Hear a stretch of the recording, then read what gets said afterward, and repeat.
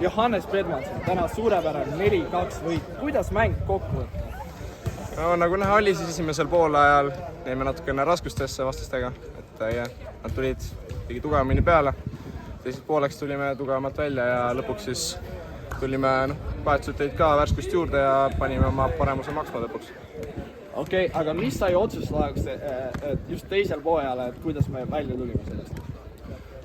Siin on meil neid mänge olnud veel, kus me jääme alguses kaotusseisu ja siis peame hakkama sealt välja ronima, aga täna me oleme saanud seda harjutada, ütleme siis võib-olla, ja saime siis lõpuks tuldud välja sellest, et jah, ega see lihtne ei ole. Ja viimane küsimus, et mida siit mängust kaasa võtta järgmiseks Tallinna Kaleviga mänguks? No kindlasti peame saama rohkem stabiilsust, et me ei tohi mängu algused on meie jaoks nagu väga olulised, et me peame sealt ennast kohe käima saama ja siis stabiilselt lõpuni, et see on, ma arvan, kõige olulisem.